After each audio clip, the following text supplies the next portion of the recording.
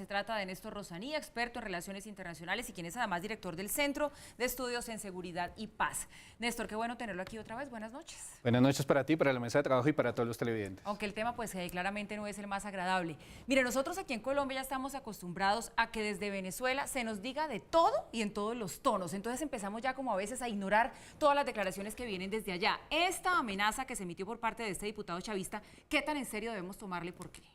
Es muy en serio porque todos los países tienen hipótesis de guerra, todos los países manejan qué pasaría si mi vecino me ataca, y esto es una lógica de la geopolítica. Ahora, segundo, el Estado venezolano sí tiene una lógica que es ¿cuál?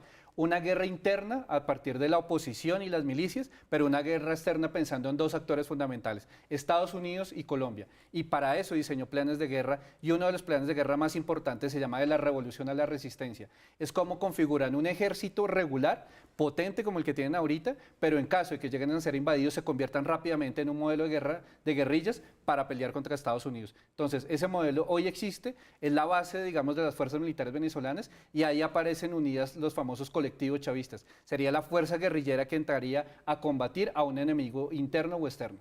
Néstor, recordémosle a los televidentes algo que es importante, y es que esta amenaza o este planteamiento de Pedro Carreño, que es asambleísta, constituyente y exmilitar, por lo tanto conoce bien el poder militar de Venezuela, lo dijo en caso de que hubiera algún tipo de ataque militar desde Colombia, especialmente previendo que hubiera podido haber algún diálogo explícito entre Iván Duque y las autoridades de Estados Unidos, el presidente electo y las autoridades de Estados Unidos, sobre posible intervención militar.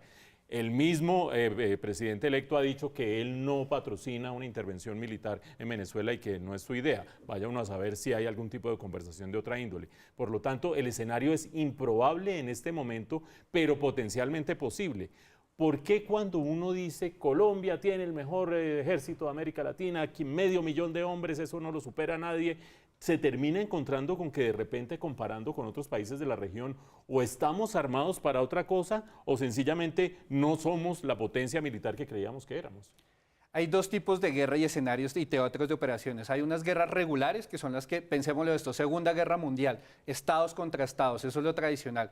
Pero hay unas guerras irregulares o asimétricas que empezaron a partir de la posguerra fría. Entonces lo que vamos a encontrar es que Colombia es muy buena y tiene un ejército preparado y unas fuerzas militares para escenarios irregulares. Pero en términos regulares, nuestra capacidad disuasiva es muy bajita. En términos, ejemplo, los famosos aviones Sukhoi que habla Venezuela, un solo o dos aviones Sukhoi, de dos escuadrones que tienen hoy, tienen mayor capacidad de fuego en este momento que los aviones que tiene Colombia. Entonces Colombia, en términos de los Mirage y todo, digamos, ese equipo de defensa que tenemos es un equipo antiguo, es un equipo viejo. Se hizo una actualización del gobierno Uribe, pero lo que se hizo fue repotenciar los equipos, más no hemos comprado un tipo de equipos disuasivos. Entonces hoy Colombia tiene un muy buen potencial militar para una guerra irregular o asimétrica, pero en términos disuasivos, para términos de guerras internacionales, Colombia hoy no tiene una capacidad importante. Néstor, y justamente pensando en nuestra defensa, ¿qué tan casual o tan útil podríamos pensar que somos ahora socios globales de la OTAN? Eso por un lado. Y por otro lado, ¿qué tan provocador es esta idea del presidente electo Iván Duque de llevar a la Corte Penal Internacional a Nicolás Maduro? En cuanto a la OTAN en este momento Colombia está en un periodo de transición, hasta ahora está comenzando y el ejercicio OTAN es estandarizar una cantidad de modelos internacionales, pero no hace en este momento caso, digamos, adquisición de equipos, que sería lo más importante. ¿Qué equipos tendríamos y en términos disuasivos qué poder llegaríamos a tener? Eso hoy Colombia no lo tiene y el tema de OTAN es, digamos, tiene otras lógicas más no actualización de equipos. Ahora, lo segundo, el tema de, digamos, de presentarnos ante la Corte Penal Internacional con una demanda formal realmente desestabilizaría la región en términos de política internacional y afectaría los temas de seguridad y defensa. Entonces lo que podemos ver es que va a empezar un juego disuasivo. Cada vez que Colombia comience a hablar de temas de amenazas o algún tipo de demanda internacional, inmediatamente Venezuela va a reaccionar con un tema armamentístico que son superiores en este momento a nosotros. Néstor, ¿qué movimientos militares tenemos hoy en la frontera de lado y lado, del lado colombiano y del lado venezolano? Del lado colombiano realmente las fuerzas militares se han concentrado en el tema de las guerrillas, del narcotráfico y de todos los amenazas que tenemos internas, pero no tenemos realmente una política disuasiva en términos de frontera. Las fronteras de Colombia se caracterizan por ser porosas, porque el Estado nunca ha hecho presencia y no tenemos una capacidad militar fuerte ahí. Pues tenemos la zona del Catatumbo que hoy se le están peleando dos grupos armados ilegales. O sea, el Estado no tiene la capacidad de hacerlo. En la frontera colombo-ecuatoriana está el Frente Oliver Sinisterra con todo el tema del narcotráfico.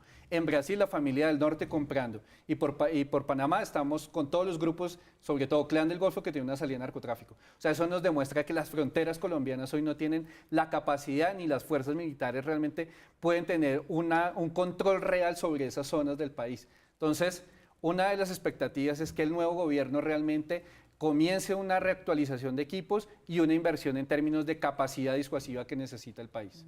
Bueno, por supuesto, ante estas amenazas que ya emite el gobierno de Venezuela, vale la pena que todos los colombianos informemos de cómo estamos nosotros en capacidad de militar, de qué podría llegar a pasar aquí en términos reales, pero también importante dejar claro lo que usted ya decía, Mauricio, y es que el presidente electo Iván Duque, pues ha sido claro también en decir que no está interesado en nada que tenga que ver con una intervención militar, ni por parte de Estados Unidos, ni por parte de ningún otro tipo de Estado. Néstor Rosanía, experto en relaciones internacionales, director del Centro de Estudios en Seguridad y Paz, nos ha acompañado esta noche para explicarnos un poco de esta noticia. Muchas gracias y buenas noches. Gracias a ti, a todos y a los televidentes.